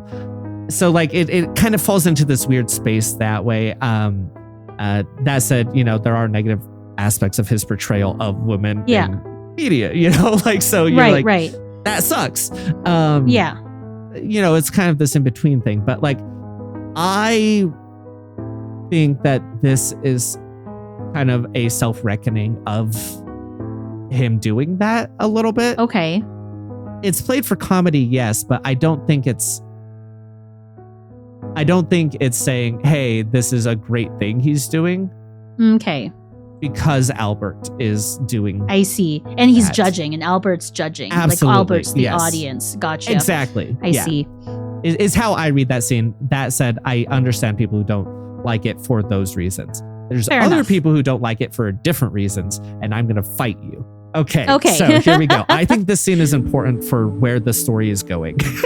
Okay. I think this story, or I think this scene is super important, and I think people misread this scene a lot, and that's why there's a certain subset of audience, I talked about this before, who don't like how this show ends. There's people who love how this show ends. Oh, okay. Okay. It is divisive. Okay. And so I think that people who don't read into this scene, the fact that it is highlighting the flaws of our lead character, because season 3 is about Gordon Cole as much as it is about Dale Cooper, as much as it is about Laura Palmer, as much as it is about everybody else. But like, he's one of our major leads, right? Right. And this is specifically going out of its way to be like, he has his eye off the ball being with women while they're involved in this case, and Diane is spying on them, and he's with this woman. He doesn't have his eye on the ball. He is a flawed character. Yeah. These characters are flawed and they will make bad decisions. Right. Yes. And I think that after seeing, Coop, who we know is a flawed character, even though he's like a great guy, like he very much does suffer from like white knighting of like, I need to rescue these damsels in distress. He very much suffers from like a Superman ego of everything's my fault if I don't solve it, Right. Gordon Cole has his vices this way, and after having the show so often be like, aren't these guys really cool and good at what they do? To have a scene where it's like, and remember, they are making bad decisions. They have their vices and they make bad decisions. They are still flawed I see characters. where you're coming from. Yeah. This is highlighting that to pave the road for the future. I see. That people don't want to acknowledge. So, I see. Yeah. They're flawed characters. Let them be flawed, Right. Yeah. I see what you're saying. Okay. Yeah. So yeah, that's my defense and why I think this scene and the Audrey scene are why this rate's so low. Okay. For a lot of people. I see. That's fair enough. And that's my defense of this scene. Okay. I see. Yes. I've defended it, but I haven't talked about what happens in the scene. Would you like to take over so I just don't hog the spotlight? Yes. Thank you. I'll succinctly describe the scene. So yeah. She's so cute in this scene. Albert, she's so funny cute though. Like the lady. Yeah. Charming. So Gordon Cole is with the woman, the French woman. There's Gordon Cole's trying to show off in front of her. Then Albert knocks on the door, brings him in, and Albert's like, "Can I have a moment alone with Gordon Cole?" Gordon's like, "I'll meet you. I'll call you. Can you go in the bar downstairs? I'll call you up when we're done." And then the thing that I'm guessing pisses people off happens where she takes her time putting on her shoes, getting her lipstick ready. Yes. Meanwhile, all in the middle of all of this, she's stopping and giving a cheeky little smile to Gordon Cole, and Gordon Cole's like, "Ooh, cheeky little smile back." And she puts on her shoes and like lifts her leg up in the air very sexily, and then Albert goes, "Très chic." And I made a note of that because I thought that was funny. And then Albert doesn't do that. Albert's completely dead. No.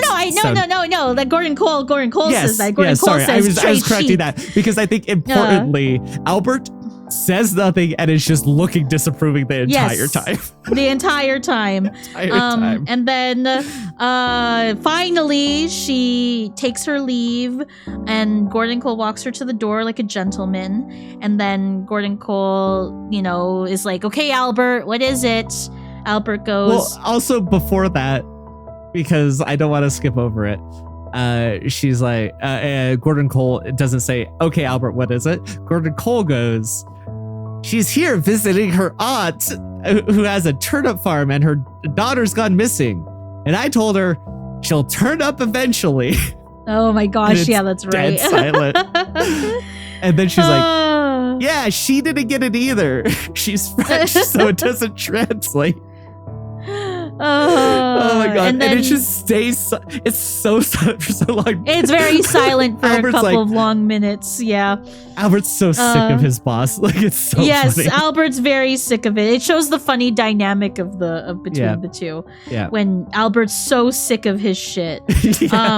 And then he says there was an incoming text to Diane's phone that says Las Vegas, and Diane says, they haven't asked about it yet. And that shows that the framing was correct in the very first scene of Diane is an outsider in this group dynamic. Yes. And it's confirmed with this text that they're monitoring her phone. It's more hostile than maybe expected. Yes. Yes. Like it may have been like, oh, she's the outsider because she doesn't belong with the FBI and yada yada. No, it is more contentious than that. Yeah. Yeah. So yeah, that's that scene. There's a little bit here as well that I would like to say. Where Gordon's like, what do we know that we haven't asked about? Which is interesting. Yes. Yeah. So, yep, there's that. They are, in fact, watching Diane. And then we get to... Is this the first time you've seen it? This scene's rough. I think it's so funny. It's so funny. This scene's great. Is this the first time you've seen Tim Roth in the show? Yes. I was surprised to see him here. Yeah, I was like, I think this is like him just showing up. I want to make something clear. I try not to spoil like introductions of characters and stuff. Him showing up is basically treated like this. Like he's just been here. Okay. So like, yes, this isn't his first scene. It's very much treated similarly if he just shows up and is there. Okay. And you're like, okay, hi, Tim Roth. Interesting. How's it going?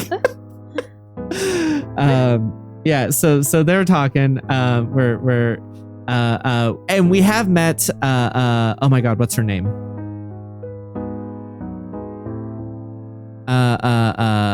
Chantel. I don't remember where was it? Right after Mr. C kills the one lady in the motel, and he goes over to the next room. Oh, she's the other woman in the next room. Yeah. Oh, I did not recognize her. Yeah, and because it's dark, you know that it would be tough. But they even reference Tim Roth's character in there, where it's he talks about her husband, and like tell him to go do this thing, you know. Yeah. So that's her. She's munching on Cheetos and is like, they're like, sorry, we can't torture anybody with you. And then, you know, Tim Roth's like, you know, I could shoot him in the legs and then you could torture him that way. And she's like, no, I'm hungry.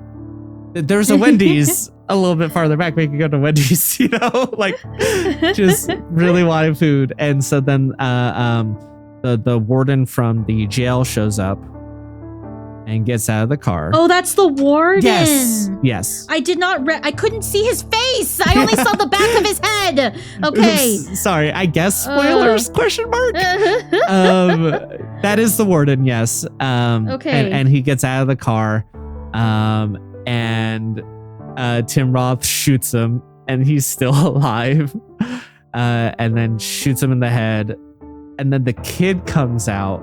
Yeah. It's like, Dad! It starts screaming. And it, again, with the weird tone of the show sometimes, is because, like, we've seen them treat deaths in both ways of, like, horrific. Yes. We've seen them treat deaths as, like, what a tragedy. We've seen the emotional stuff. And then we get Ike the Spike murdering somebody in the corner with a lot of blood. And it's like, grindhouse. It's very comical and like... And this one's like rides the line because it's like, Daddy. And it's like, oh, that's heartbreaking. But the next line is like, next up, Wendy's. Wendy's. Yeah, I was like, okay.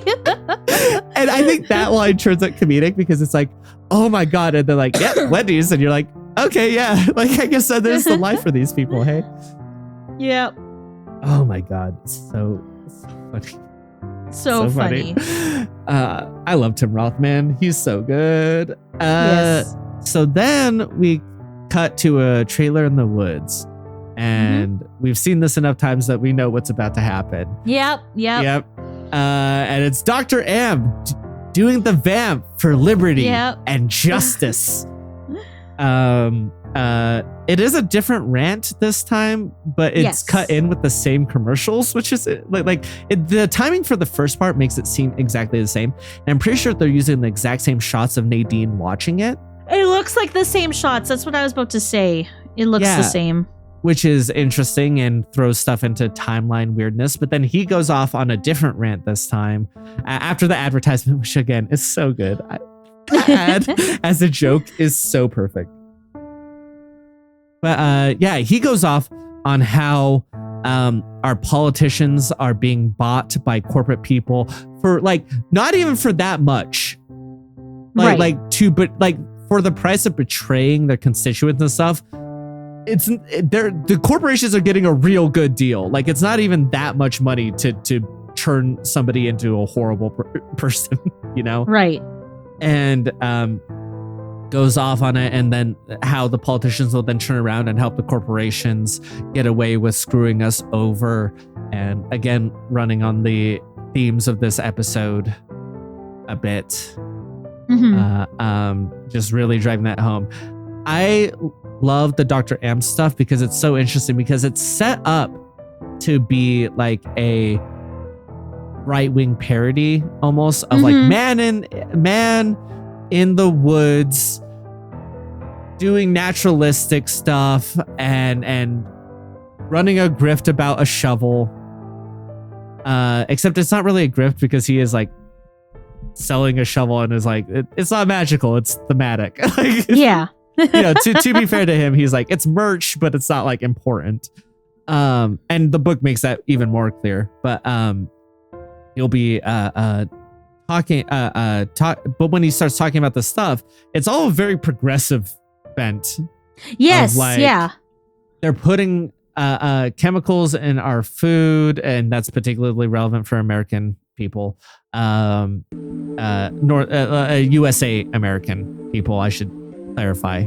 And then you know, now it's about the corporations and them buying the politicians, and it's like, oh, okay, that's interesting.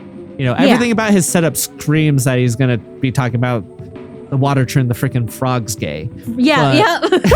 But that's not what he talks about, which I think is very interesting. Yes. Yeah. Are we ready to get into your favorite scene, or is there something else you want to talk about here? No, I'm ready to get into it. Let's start. Let's get started here. Yeah. So we see Audrey. Yes, my first time seeing Audrey. Yes. I want to open because this scene kind of just drops us into the middle of it. Yes. I want to ask you, because I've asked this every time we've come across a character for the first time in season 3. Is this the first time we're seeing Audrey? I don't think so. I think she was probably introduced, I want to say at least 3 episodes before this one shows up. Okay. Do you think she's in 3 episodes, or at least there was like, she's in 1 episode 3 episodes ago? I think at the very least, like, here's my thought, right? Is that, so Richard Horne is her son, right? I don't think Audrey is privy to what her son is doing. I think she knows that her son is very troubled, but I do think that, like, I think there's like a relationship breakdown somewhere between her and her son that is not shown yet. And so I've already seen the scene where her son kills that little boy. Right. And so I think they're like, so obviously she has to be introduced somewhere of like, what does that relationship look like? Is he close with his mom?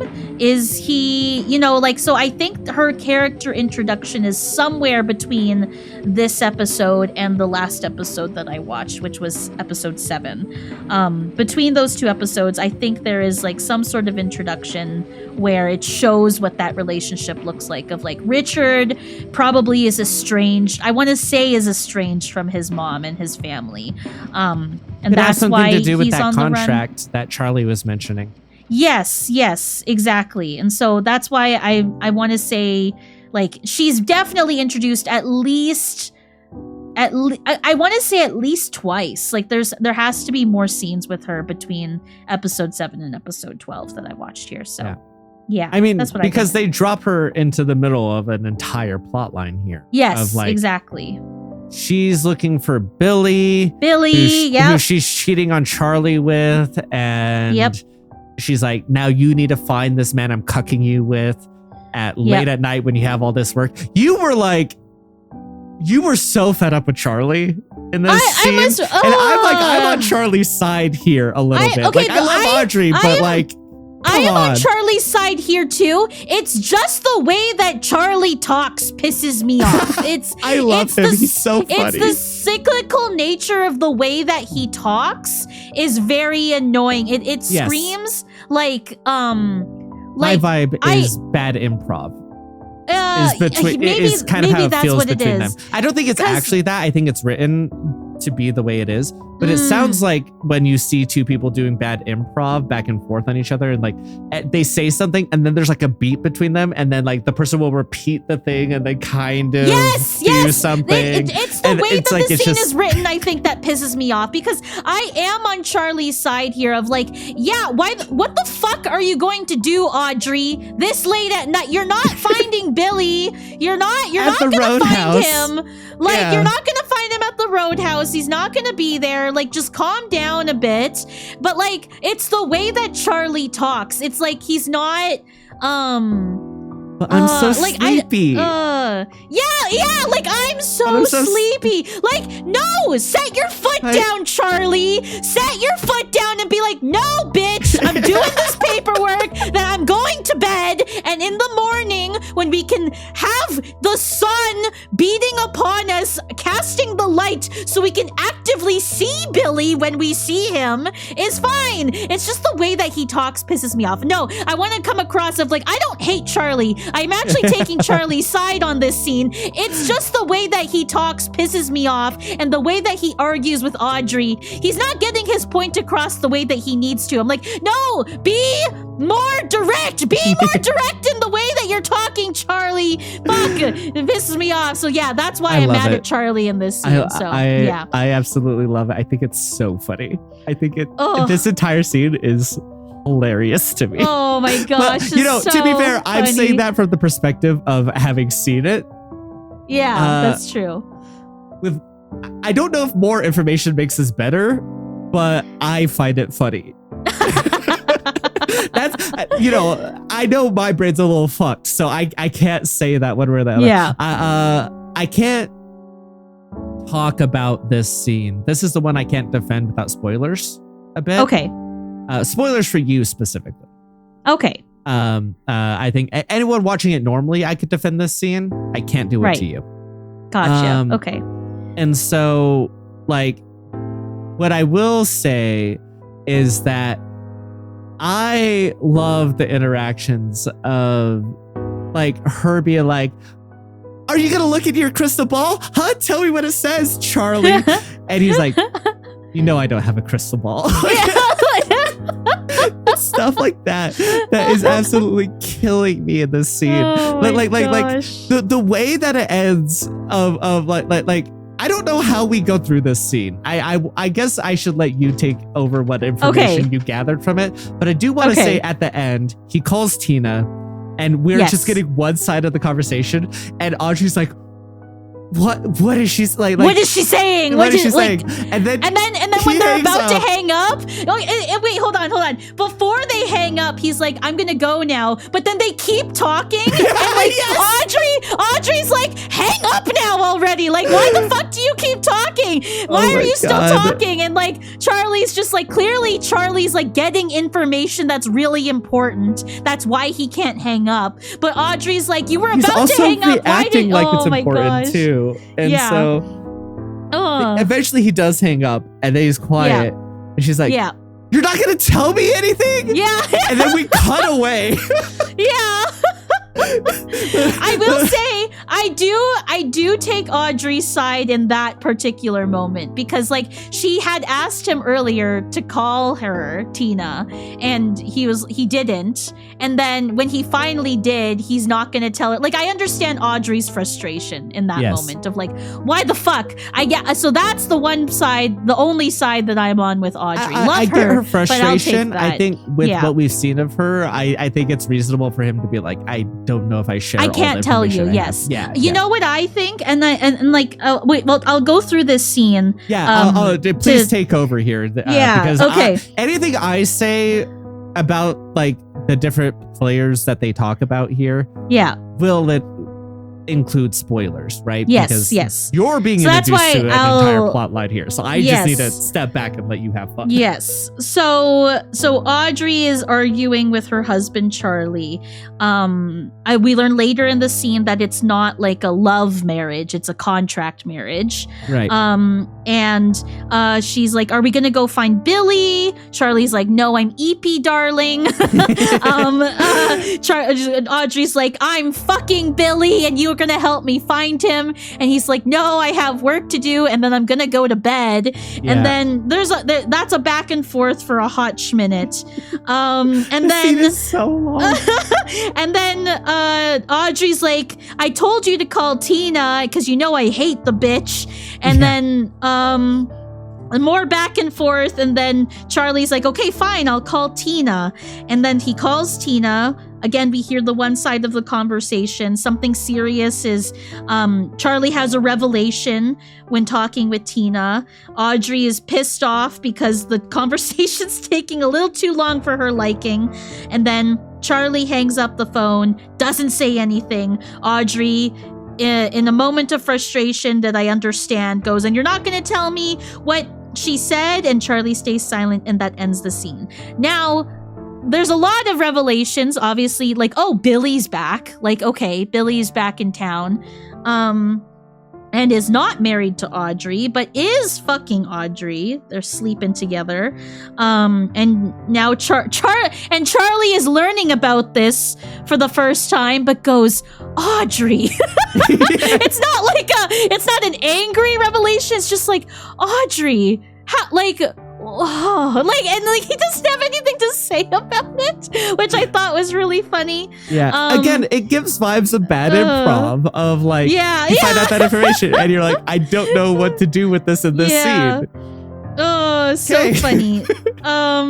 And just, I love the scene entirely. The one thing that I will say, and I want to theorize, I'll put this theory out there for you to hear, is I think the information that Tina tells Charlie is that that they found out that Richard is the one who killed the little boy and he's on the run. And Audrey doesn't know that. Yeah. So I think that's the information that Charlie is keeping from Audrey, because I think Audrey would she would lose her shit and be like either really upset or really angry, depending on the relationship that she has with Richard, because I still don't know what that relationship is. So that's what I think is the information that is told on that phone call, that Charlie doesn't know what to do with. So that's interesting. That's what I think. Yes. One thing I will highlight is that these aren't all completely new names and characters to us, because we've heard Billy before. Yes. In the scene that is really fucking weird, where we're at the diner, right? And man bursts in and is like, "Has anyone seen Billy?" Yes. And leaves. Yes. And then we get a cutaway, and it's a completely different set of extras, completely different setup of the diner. Yep. So that we've heard that name then, and I think that might be the only time you've heard it so far. But it might have also come up as like in other ways that I'm not remembering that seeded it. Yeah. So. Yeah. Okay. Yep. Okay. Yeah. God, what a great. Like I love this scene. This is one of the ones that rates it low, I think. How do you feel about your introduction to Audrey? Not everyone else's. You have a singular experience about your introduction to Audrey. So yeah. How do you feel about her coming back like this? I like that she's still a firecracker. I like that she's still like very like kind of like the older version of herself is very like no bullshit, no, you know, like I know what I want and I'm going to get it. And so I think it's a natural progression of who she was when she was younger to now. I'm glad that the scene that I got with her is like my idyllic vision of Audrey, and seeing my first time seeing her as like girl boss, girl, I'm a bad bitch kind of moment kind of deal. I'm glad that it's this scene. I'm glad this scene was my introduction to Audrey in season 3 because it shows just I kind of expected this from Audrey. Like this is I recognize this character and it's not a far removed progression of what I've seen when she was younger. So I actually quite liked this scene. Okay. She's a lot more lost at sea, it feels like. Than she may typically be in the original run, but that energy is still in there, for sure. Mm-hmm. So now we're back at the bar with Diane. She's wearing a different outfit. Interesting. Yes. I'm not bringing that up for any reason.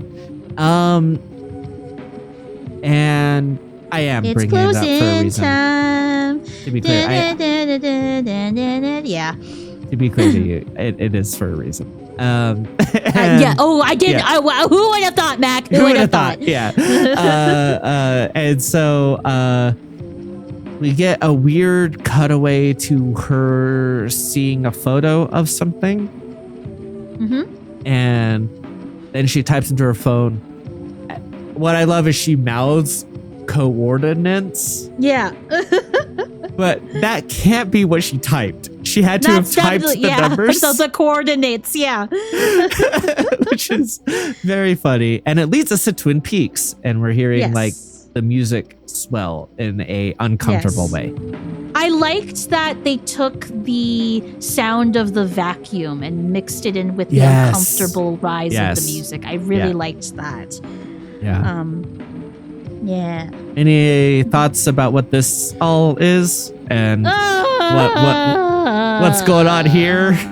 I don't know. Diane, I guess, is going to Twin Peaks, I guess. I'm not sure. Who was she texting? That I don't know. That I'm not sure. I don't know who to make of that. My thought is the person in Mexico from the earlier episodes of Twin Peaks, but I'm not 100% sure. Buenos Aires, yeah. I don't think anyone's still there though, right? Yeah, I don't think so too. Didn't we watch it morph? I think whatever that was morphed into something else in a weird thing. Yeah. Yes. Yeah. Yeah. Alrighty. Yeah. All right, final scene. We're at the Roadhouse, the Bang Bang Bar. We see the chromatics start to play, and for a second you think, oh, this is going to be credits. Nope. No, there's more. Somehow there's more to this episode. We get 2 new characters to you. And they're talking about Angela hooking up with, oh my God, what's his name? Clark, thank you. Yes. Is kind of getting with Clark, but Clark's been with somebody else here Mary. And was making out. Mary, yes. And that they're basically making out on the dance floor, grinding. And Angela's off her meds and won't be able to take it because she's getting serious about Clark. As these 2 are talking back and forth, suddenly Trip sits down and he's like, oh my God, someone just almost ran me off the road. There were 2 headlights just coming on at me on the wrong side of the road, nearly ran me off the road. I almost died. I need a beer. You obviously want one. Do you want one? Yeah. And he goes to get a beer. And this is when they're like, hey, wasn't Trip under house arrest? Yes. And she's like, no, not anymore. I mean, he used to be, but that's behind him. He's a free man now. And they both seem very giggle. Yeah, excited by that. Yep. And then we close out with the chromatics. Yes. What do you make of this scene? Yeah, a bunch of new characters introduced at once. I feel like this is it's supposed to be a build-up of something that I haven't been introduced yet, I think. One thing that I'm noticing about season 3 is that the scene at the Bang Bang Bar, they're connected but not. You know what I mean? Right. There's hints of what's going on in the greater Twin Peaks town, but the characters that are in Bang Bang Bar are not connected to the outer part of Twin Peaks. Like, we don't see them to the outside. Twin Peaks narrative of the show, but they are like, it's showing that Twin Peaks is still the town where everyone cheats on each other. Yes, and exactly. It's still the melodramatic. Exactly. In that sense, yeah. Worse now. We see the drug use and it's more awful than before. Yep. Right. Yep. Because you saw that, right? We've already seen that scene with the rash. Yes. Yeah. Yeah. So it's kind of just a continuation of that. It feels like a little bit. Yep. Yeah. And that's that. Yeah. So that was. Oh no, I didn't. Usually I introduce what the episode name was. Oh yes, what is it? Oh, it's not listed on the DVD I was watching on. Give me 1 second. Oh, it's Let's Rock. Oh, okay. Yeah.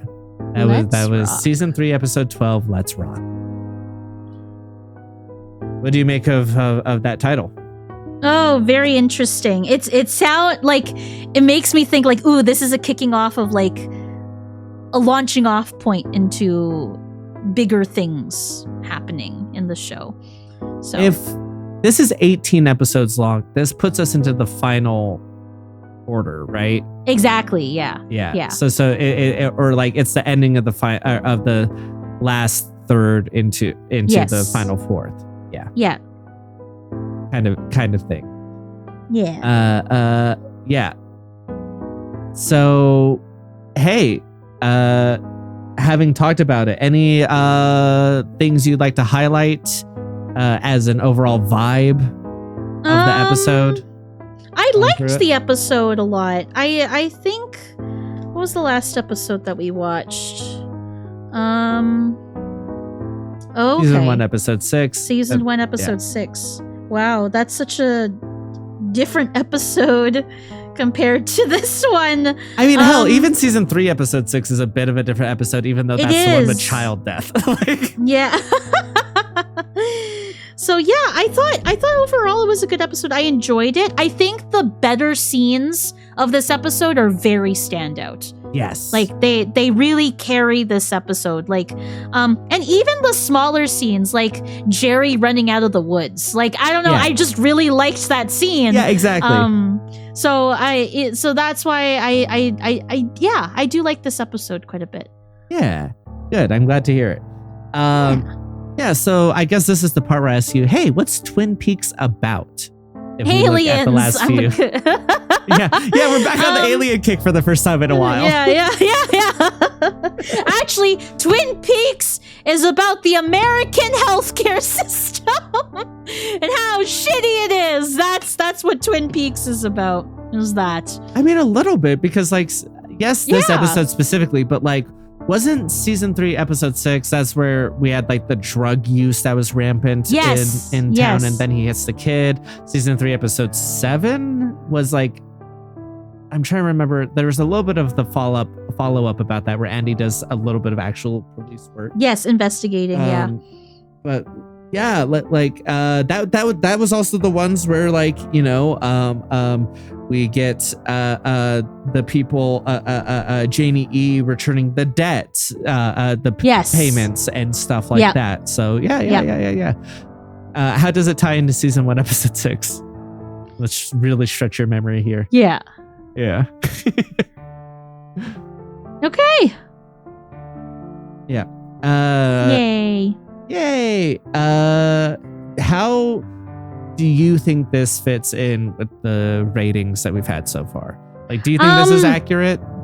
I think this is accurate. I mean, I really liked this episode. I quite enjoyed watching it. Like, how much of that is the seasoning of longing that we haven't seen it in forever, and you're like, oh yeah, I do love this show?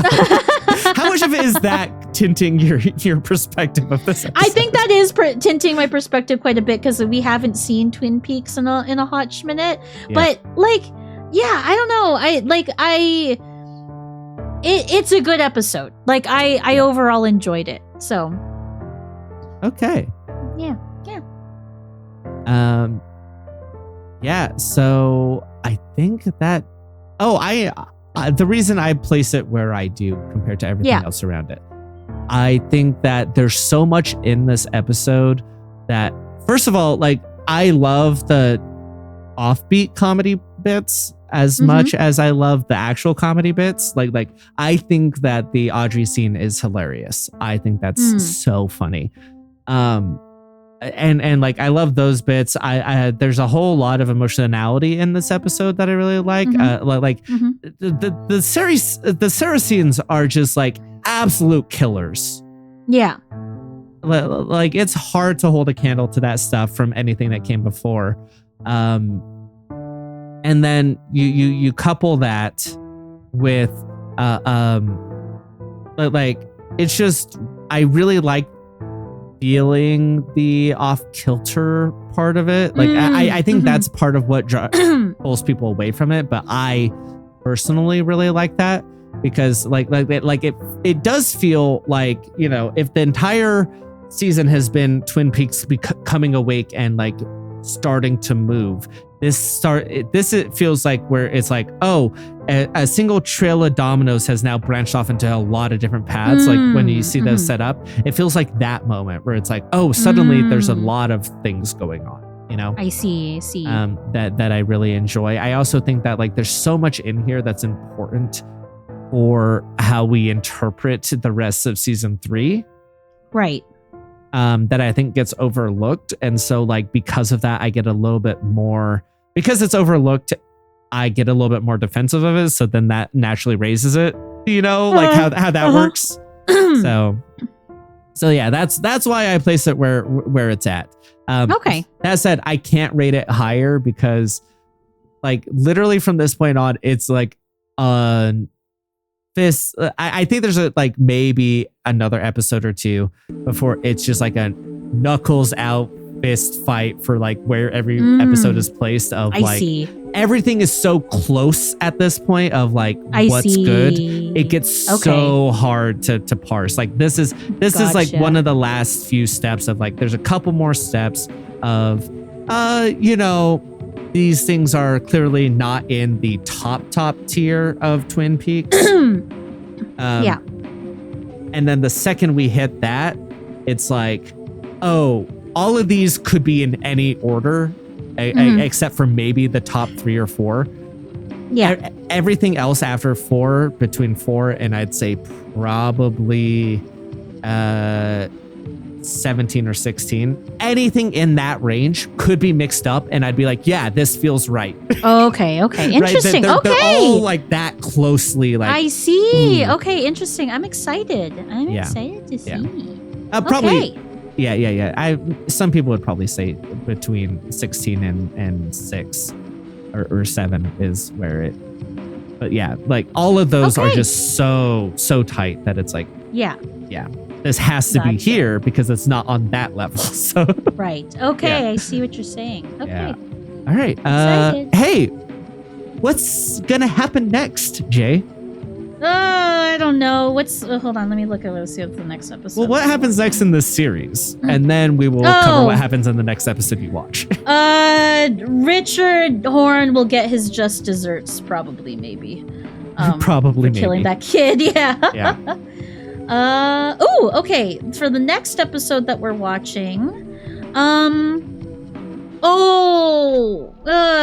this might spoil like the episode that we're watching next. Yeah. Go for it. I think we're gonna find out what happened with Miriam exactly. Like, I think it's around that.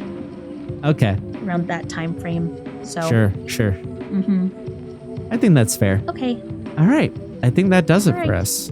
So, remember to save the pine weasel. And brush your teeth!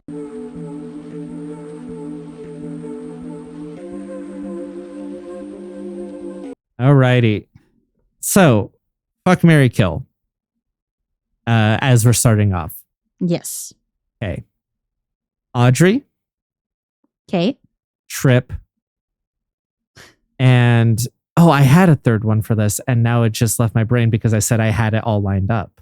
because I jinxed myself by saying I had a third one. Oh no. Let me look at the scenes here. Oh, Sarah. Sarah. Oh. Sarah, Audrey, and Trip. Oh, okay. I gotta marry my girl Audrey. I love her. You would want to be married to Audrey? This Yes. Audrey. This Audrey. Yes, this Audrey. I think it would be a very tumultuous marriage, but I think it'd be funny. Okay.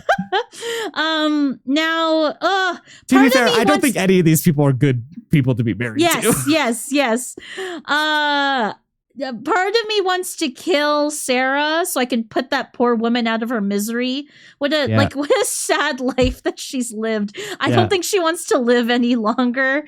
And then I guess I'll have to fuck Trip. I guess that's the only one that's left. So these men under house arrest do tend to get it somehow, and they have to get it somehow by being good at it. They gotta be good at it. So otherwise, they're I don't understand how they keep pulling. You know? Yeah.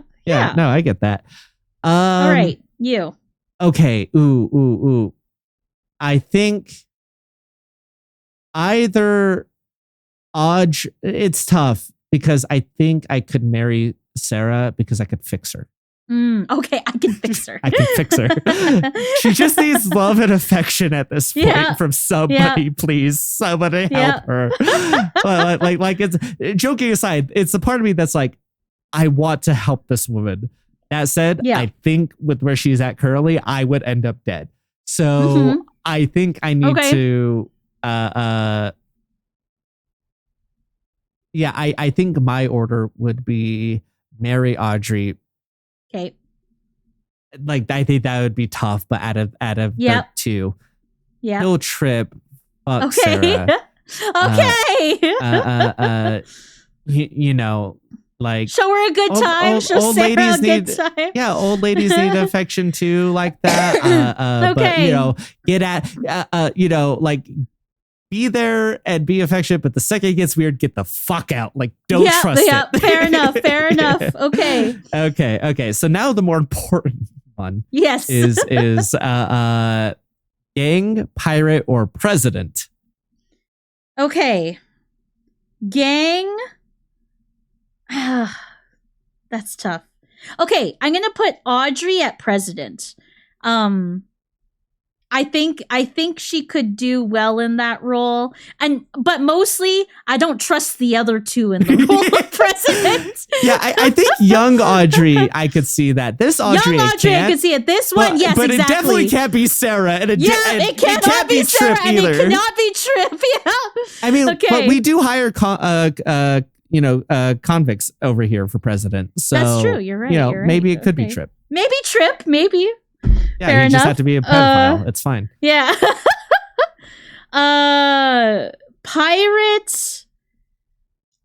I'm gonna give it to Sarah. I'm gonna give Sarah pirate just because because she drinks a lot, and that angry version with her at the door with Hawk could make a really intimidating pirate. Like that, I feel like she'll do really well in that. And so gang is Trip. Trip has to, because he's been on house arrest, so he's got some backbone. Yeah, exactly. So so I can see that happening. So that's what I'll do with that. Okay.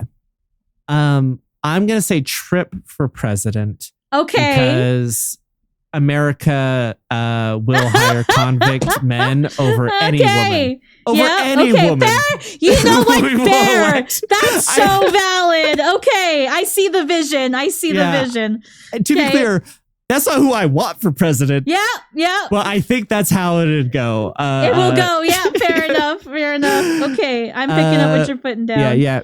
No, I didn't think of Sarah the pirate way that way, but I think you're entirely correct, because that was Blackbeard's whole thing is he faked it. Like he spread rumors about himself so people would be afraid of him. And then he played it up and was able to get away with a lot of it. So absolutely that, which I think makes Audrey a gang member, not high ranking. Not high ranking. Not high ranking. I think she's kind of stuck in this in between of wanting more responsibility, wanting to be part of something, but like isn't able to do that Fair right enough. now, even though she maybe deserves it, maybe doesn't. It's hard to tell. Okay. That's where she's at, is like kind of like stuck in a lower level Yeah. gang part where she thinks she deserves to be higher. Okay. Yeah. Yeah, I see it. Okay. Yeah. All right. There we go. Yay. Quick and easy.